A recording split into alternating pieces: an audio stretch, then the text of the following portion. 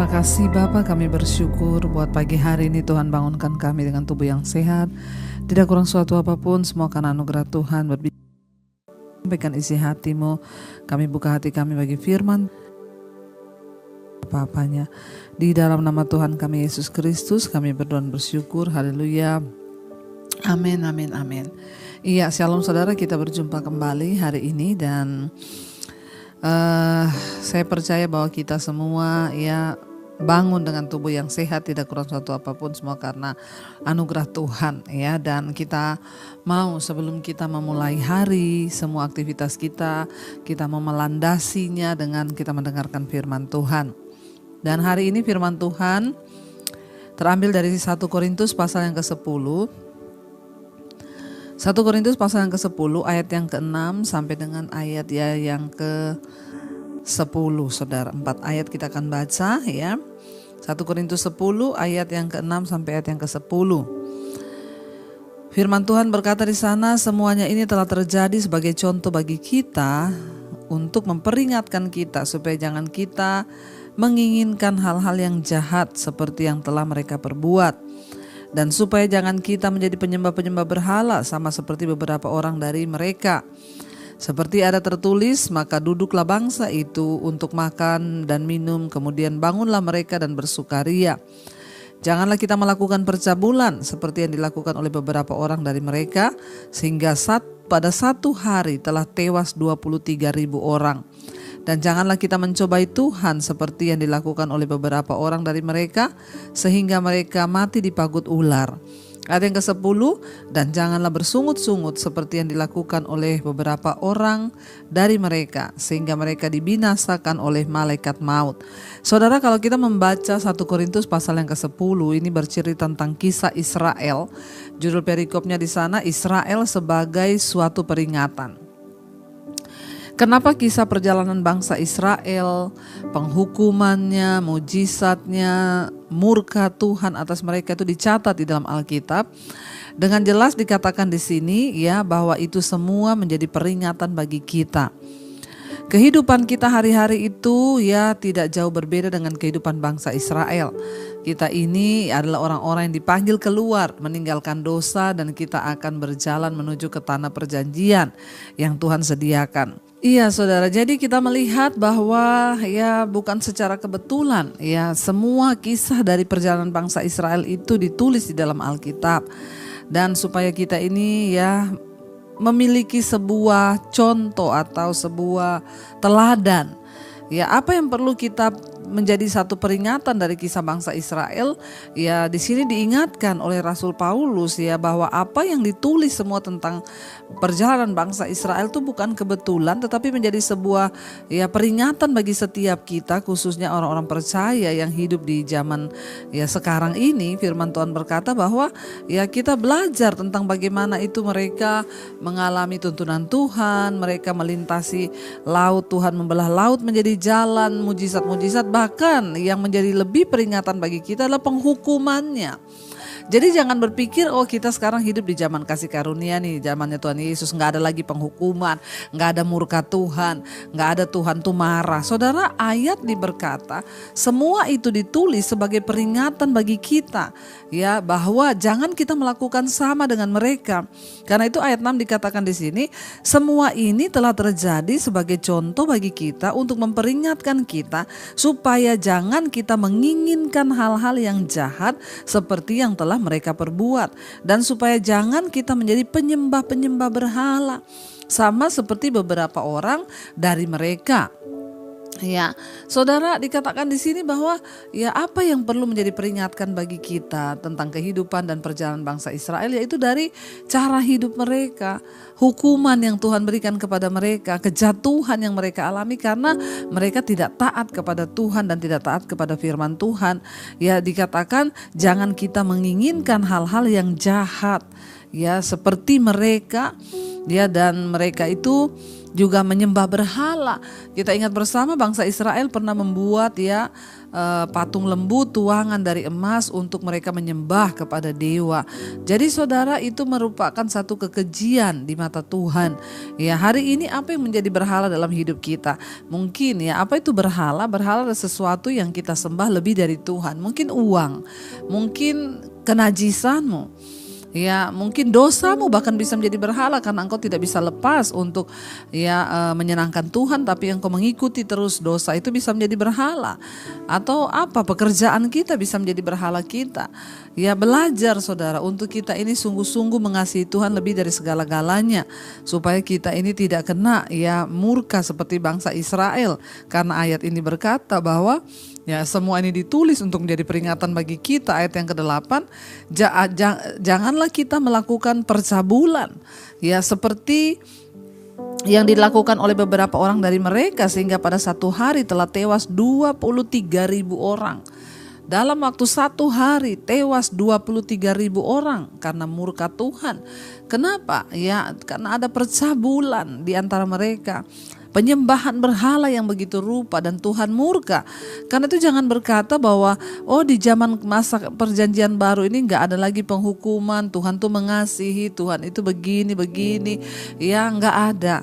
Saudara, kita harus sungguh-sungguh memegang hidup yang berkenan kepada Tuhan, dan menguduskan diri, karena itu yang menyukakan hati Tuhan. Jangan terpengaruh dengan pengajaran-pengajaran yang palsu, yang hanya enak-enak saja, bikin dosa gak apa-apa. Tuhan juga mengerti, bertobat, kita harus berusaha menjaga diri supaya tidak terjadi apa yang ditimpa oleh bangsa Israel itu menimpa kita. Bayangkan tewas 21.000, telah tewas 23.000 orang dalam waktu yang bersamaan. Dan ayat yang ke-9 dikatakan, dan janganlah kita mencobai Tuhan seperti yang dilakukan oleh beberapa orang dari mereka, sehingga mereka mati dipagut ular. Kita tahu bersama itu juga peristiwa yang menimpa bangsa Israel terjadi, saudara. Mereka membuat setelah menyembah patung, dan peristiwa itu dicatat semua di dalam Alkitab. Bahkan ketika orang Israel menyembah Baal Peor dan terlibat dalam percabulan dengan perempuan-perempuan Moab. Saudara ingat mereka akhirnya melakukan percabulan dengan perempuan-perempuan di Moab, yang dimana itu dilarang oleh Tuhan. Tapi mereka demi kedagingan, yang saudara kita lihat di sana, yang tidak berkenan kepada Tuhan, itu yang mereka lakukan. Mereka bahkan mencobai Tuhan dengan melihat seberapa jauh mereka bisa pergi. Dan saudara, di sini Paulus mengingatkan kita bahwa peristiwa semua ini diingatkan kepada kita supaya kita ini hati-hati dan waspada. Dan ayat yang ke-10 dikatakan, dan janganlah bersungut-sungut seperti yang dilakukan oleh beberapa orang dari mereka, sehingga mereka dibinasakan oleh malaikat maut. Bahkan ketika itu bangsa itu bersungut-sungut terhadap Musa dan Harun, serta tulah yang diakibatkannya, saudara. Ketika itu akhirnya malaikat maut juga datang untuk membinasakan mereka. Semuanya itu tercatat dan Paulus menulis surat kepada orang-orang yang ada di Korintus dan kepada kita semua juga hari ini, memperingatkan kepada kita agar hati-hati dengan dosa sungut-sungut ini. Seringkali tanpa kita sadari kita tuh bersungut-sungut nih.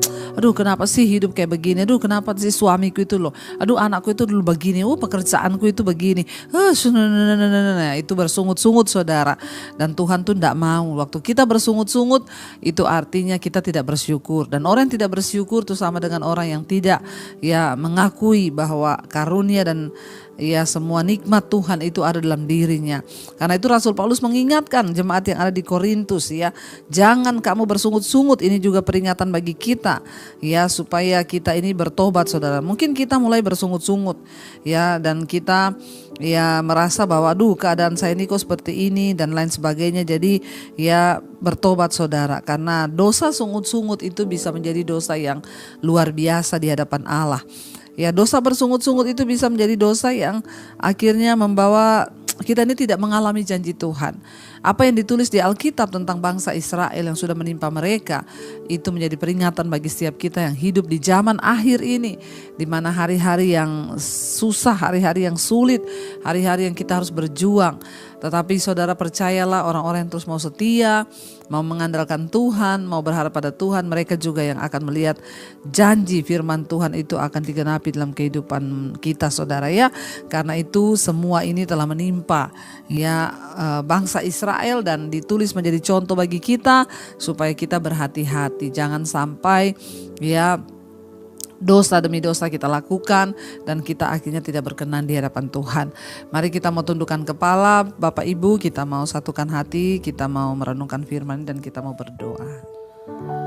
Tuhan, ajar kami pagi ini untuk belajar hidup di dalam perkenanan Tuhan. Dan kami belajar dari bangsa Israel, mereka mengalami penghukuman Tuhan karena mereka tidak mau bertobat. Ajar kami untuk bersyukur, percaya kepada Tuhan dan tidak bersungut-sungut dalam hidup ini.